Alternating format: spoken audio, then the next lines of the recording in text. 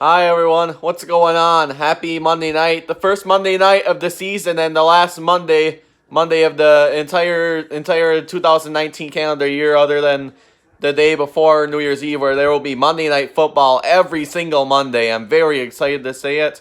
And then the last Monday night game will be December 23rd where my Packers will be playing at Minnesota at US Bank Stadium to take on the Vikings tonight.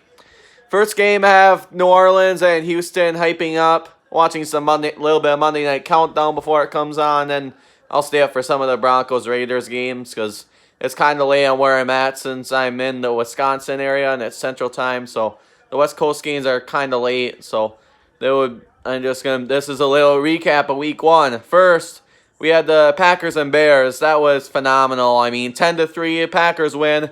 The defense just played so well, even when Rodgers was throwing. I mean, his quick slants were actually working compared to in years past. They were actually back. They were actually working again. But if the offense doesn't play as well like they did on Thursday, they probably won't beat the Vikings because you have to be consistent both ways for how good the Vikings looked. That's another headline against Atlanta. The Vikings just looked very stellar. I mean, it was really hard to say nothing else about them, and it's going to be a big game when they play at Lambeau on Sunday. It was a bummer not to see Kevin Burkhardt and Charles Davis not announcing the game because they did an incredible job announcing that Week 2 game that went into a tie last year. I'm hoping it's not that way this year, but I really wish they were at that game to announce it. Instead, they're announcing a mediocre game between the Redskins and the Cowboys. And oh well, it's the way it goes. And Packers will be playing both those teams eventually later in the season. So that's first. Kudos to the Packers on getting their first win. And Sunday, we had a crazy day. Holy crap. The Lions blew a 24-6 lead in the end of the third quarter.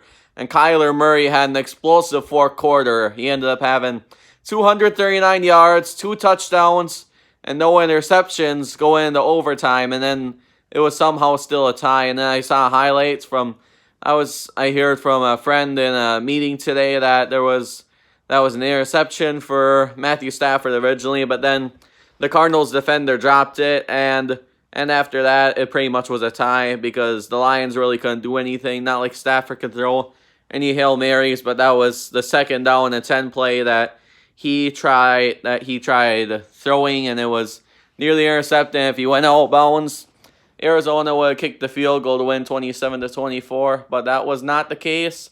Both teams kicked field goals, and it wasn't enough for them to do it. Sometimes I almost think one of them should go for it unless they're kicking instead of going for a field goal. And Lions just really fell apart. I mean, they just really did. They don't have a running game. Matthew Stafford got inconsistent really late. It's really disappointing because I'm in a pool. I don't necessarily need to say survivor pool, but it's a pool where you get points on when a team wins. You pick one team every week throughout week 1 and week 17. And then I ended up picking the Lions for that week, and it didn't end up happening. But if they lost, I would have had the negative number on the points scored in the game. If they lost, I would have negative 27. But the beauty of the tie is you don't lose any points if the game's tied because neither of the teams that win get points. And there's others that had Seattle, and that was an obvious one I forgot. And yeah, that's another good game. Seattle and Cincinnati. That came down to the last minute. Andy Dalton and the Bengals, veteran quarterback, they had a chance under another rookie NFL coach to start 1-0 against the Seahawks, but it unfortunately did not turn out that way, and I didn't post this video, but the Bengals were one of my upset picks for the week. That was the video before I posted the other one a few days ago on the Week 1 picks. The one prior to that, I had Cincinnati, but I thankfully still picked Seattle to survive that pick there, and it's too bad they couldn't pull that out because Seattle's going to be tough contenders, I think, in the NFC this year. Cowboys and Giants, think Ezekiel Elliott, Dak Prescott and company, they're just looking really tough. As a Packers fan, it's tough to see Randall Cobb in a Cowboys uniform, but it was due to happen sometime, and Jason Witten, it was kind of cool to see him get his first touchdown for the Cowboys to start the season, and glad he's back there with the pads again, and and doing well. So we'll see what they do throughout the season, especially with him there. And I'm trying to think any other games. Patriots game was a blowout, so we won't talk about that. But I want to hear your comments tonight. Who wins game 1 between Houston and New Orleans in an epic showdown there? And then another one, and then the late game. I want to hear you guys' predictions as well. So here's a couple other games I'm going to be doing synopsis. Holy crap. The Carolina Panther game, that was really close. McCaffrey had a monster day. If you had Christian McCaffrey in a fantasy league, he really dominated against the LA Rams. The Rams almost blew a lead. They were up 20-7, and it could have been 20. It could have been 21-20, but then the Rams kicked the field goal, and it was 24-20, and then the Panthers just couldn't come back from there. And they had a really late interception that Newton threw, and the